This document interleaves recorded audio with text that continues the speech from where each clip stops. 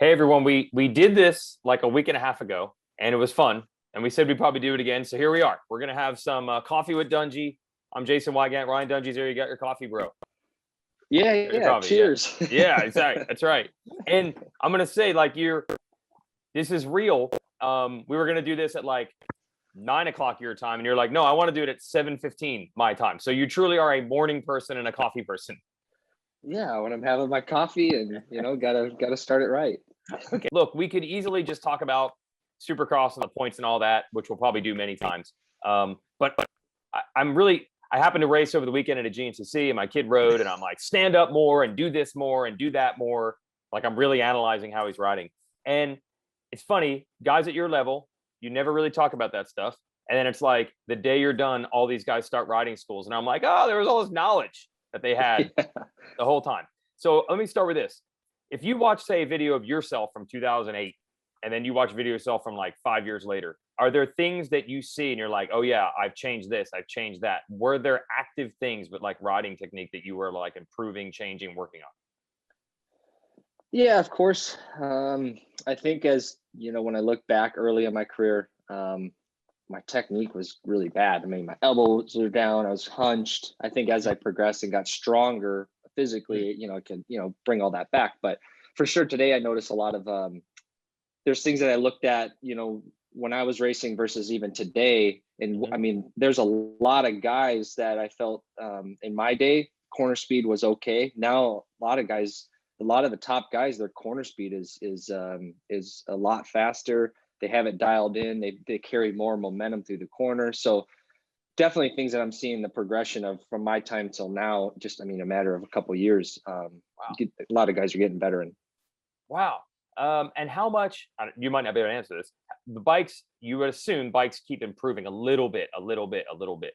So is that part of it too? Like, are bikes just between when you started and when you retired and then re-retired to now, do they just corner better? We're talking almost 15 years at this point.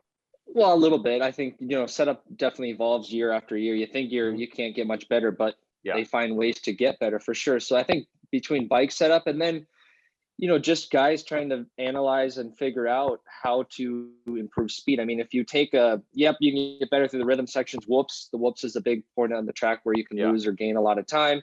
But if you actually really add up, if you can gain 1/10, you probably heard it a lot of times. If you can gain 1/10 per corner, and there's, let's just say there's 10 corners on the track, that's 1 second. Yep. So if you can, analyze that and break it down and get it better, but we're a lot of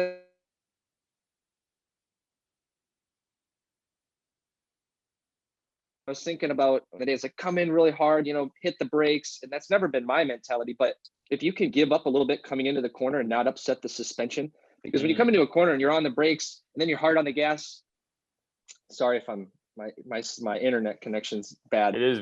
We're okay at the moment. Yeah. Yeah. Okay. Yep. But anyway, guys are just giving up a little bit to make a lot more through the corner. So that's definitely something I'm noticing a lot more of. Oh, really? So that's something you at one point worked on. You're like, if I come into the corner a little less hot, it'll actually be better. That's actually something you had identified. And then did you work on that? For sure.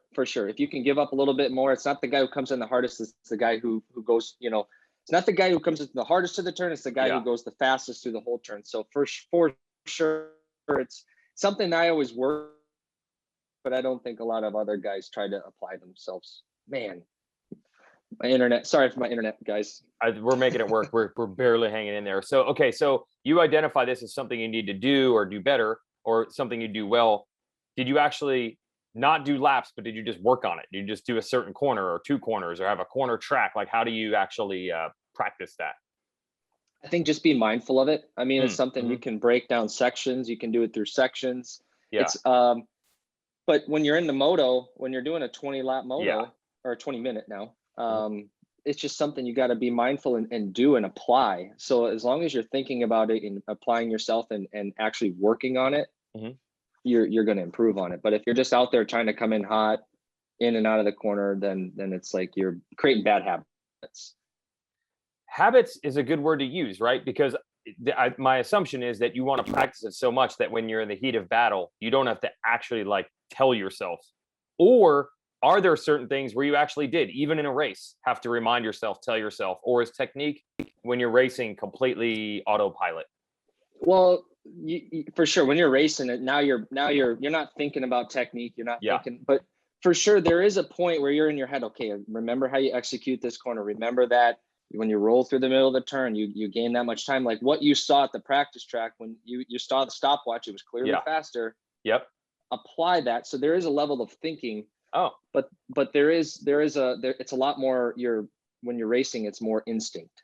You're kind of already, I mean, what your habits are. You're not going to change them on race day, right? So it's tough because you get all the nerves, the adrenaline, you want to do good. So it's hard to really bring yourself back and keep in your own mind and your thinking and apply yourself on the track and not get caught up in what position I'm in, right? Yep.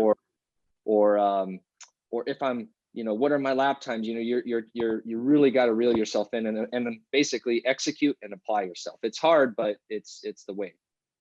Yeah, it's that riding your own race, right? You're just like, if I get through the corner the best I can, everything will work out. If I think about what position I'm in or where this other dude is or points, I just need to do this corner the best I can do it. Yeah. Yeah.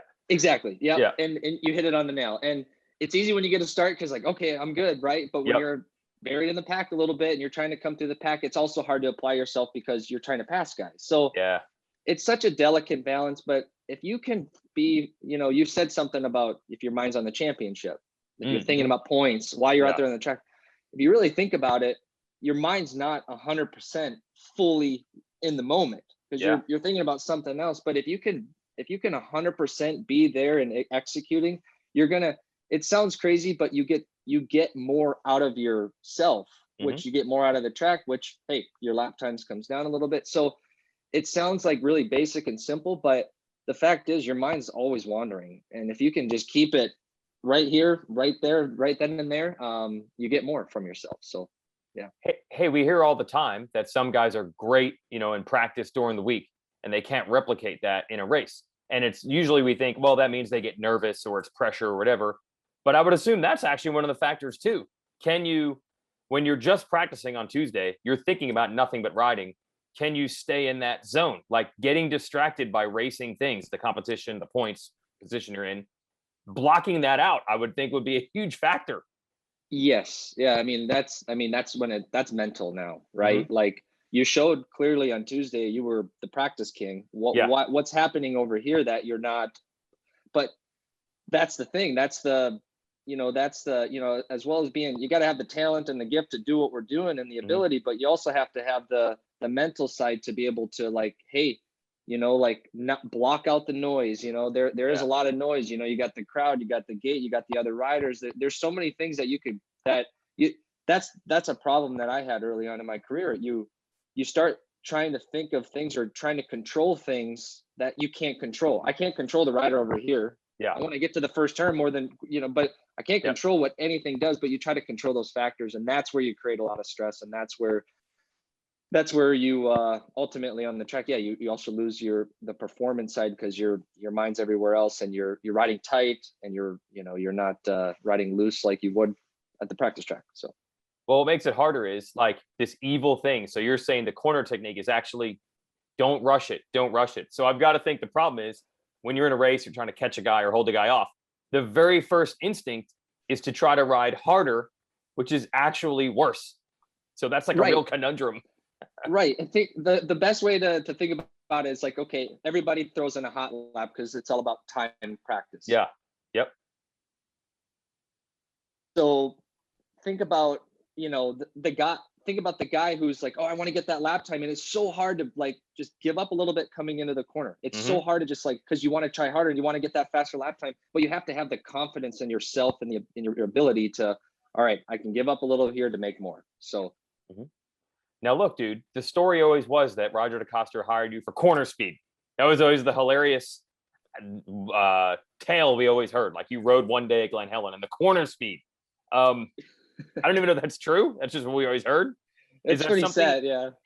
Is that something that you always felt like or feel like you excelled in? Was corners like one of your strong points? Well, it wasn't, but I do got to give credit. There was a guy I worked with. His name was Shannon Nide. He was out of Texas, and we went. My dad and my brothers. My dad would bring me and my brothers down there. It was a riding school, so he'd teach us technique, corner speed. And we would, along with working on the technique, we would do these ovals. And it was awesome because you would learn how to carry corner speed. And it was like he would till this oval track and it would just, the ruts would get deeper and deeper and you'd have to flow through them. And we did that nonstop. So just doing corners and then we'd turn around and go the other way. Yeah. Not at the time, I didn't realize how beneficial that would be, but it really paid off down the road, especially when I went into my pro career, because it taught me how to give up a little bit to make more and just carry the momentum. It's all about momentum and setting up the corner. So like we said in the beginning, that's where you can gain the most time. So that's where, it's not like it just happened. It's like a lot of practice went into it as an amateur. And then did you just keep applying that lesson, whatever, over the next 10 years, essentially? Yeah. Once I caught on, like, wow, my people said, like, Roger, hey, your corner speed's really good. It's like, okay, I need to maintain this. Throughout my whole career, I need to keep this. And however to do that, we need to apply it. Yep.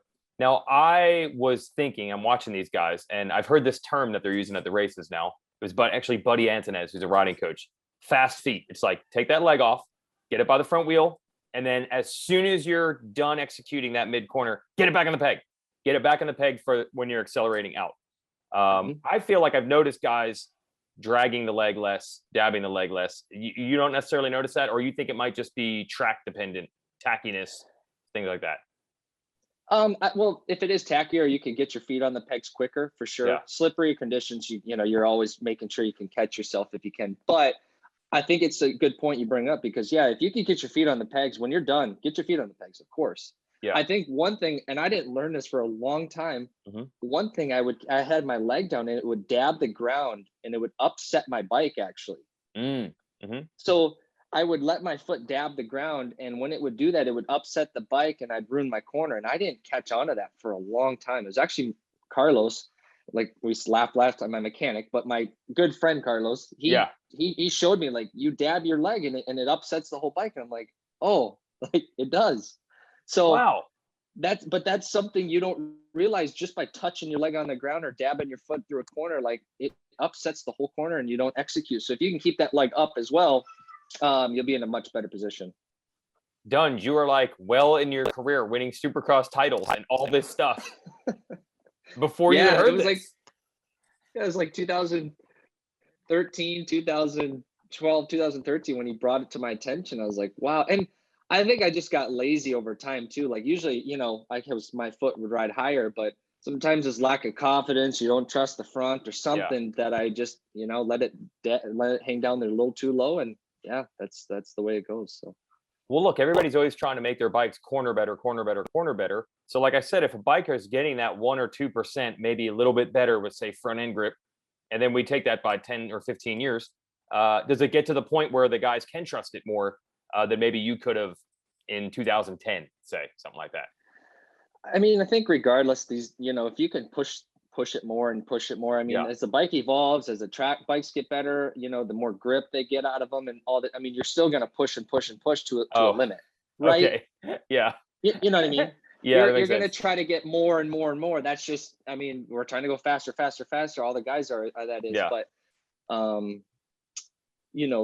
I think it's just, you just gotta, it's still going to be a fine line of not washing your front and not trying too hard. There's always going to be that element that's going to play a factor in the technique role, I'm saying. Right. Okay. If you have more grip, that just means you're going to go 2 miles an hour faster and just still be on the same edge, just slightly faster. Exactly. Yeah. Yes. Yeah. All right. Go ahead. Yeah.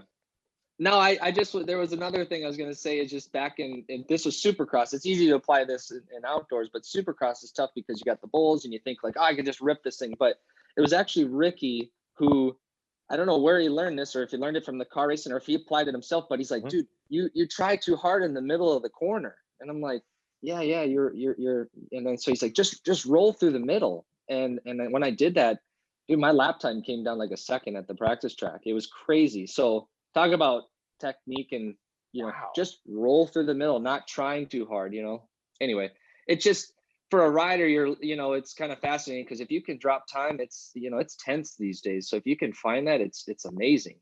But I have heard that term. What do they mean when they say roll? Is that actually like don't get on the gas as hard yet, or what is it? Well, again, I guess breaking the corner down right. If you don't want to come in too hard, you give up a little bit and you're not on the brakes as hard, but you still need a little bit of brake to slow you down, but you don't scrub all your momentum coming into the turn. You kind of leave a little momentum. So you have all that momentum to roll through the middle of the turn, right? So, don't try to get on the gas before the apex of the corner and then you load the suspension and, ultimately you're trying too hard and you tuck the front or something. So bring all the momentum in, let it roll through the corner, like off the gas, just let the bike roll off the brakes, off the gas, roll through. And then once you're kind of through the apex and you can transition back onto the gas and then you have all that momentum you're carrying off the corner to make it down the straightaway. So you're making time in the corner, but you're also making time down the straight.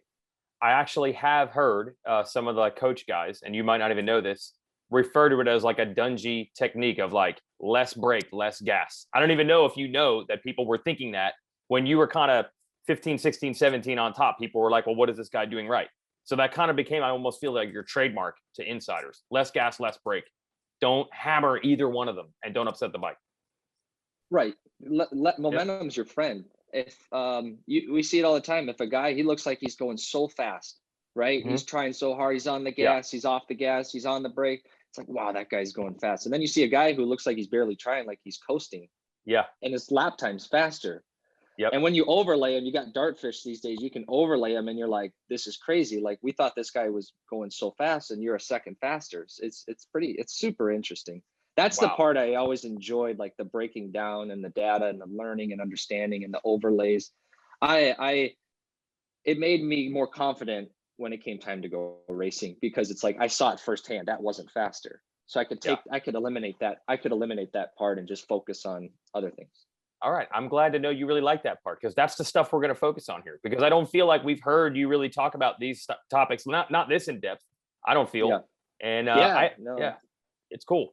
Because I figured, I'm like, look, these guys were spending every Saturday in that truck looking at dartfish or lit pro, and the knowledge is in there. You literally did it 7 days a week for a long time, so you have to know something. Yeah, I don't have to protect as much anymore. Exactly. No, for sure. It's enjoyable topics. I love it. Last thing, is there anything, any say rider that you see now, you're like, oh, that's interesting. I didn't think of it doing it that way, or he's got something that I haven't seen people doing yet. Is there anything that pops out like that? I'm hitting you out of nowhere, so you might need a week or so to think like where that might be. Yeah. Nothing that really, the one thing that just comes to mind, and he is a rookie, but Chase Sexton, I feel like he does things so fluid and smooth and his speed. I think he's a rookie yet. Yeah. But I think he's got a bright future. Just seeing what he has now and what it could develop into. I think if he can keep those habits and that corner speed and then create the consistency in his results down the road, I think he's going to be a tough guy in the future. Yeah, everyone says his technique. I don't know how to explain it. It's just like correct. You don't see a lot of wasted movement and stuff like that. No, it's like he's so solid and fluid and smooth, and at the same time, it's like, it's really rare to see. If you really watch him, and his corner speed's awesome. But he's still young yet too, which is amazing. So if there's one thing that comes to mind, it's like, wow, that's something that really impresses me when I'm watching.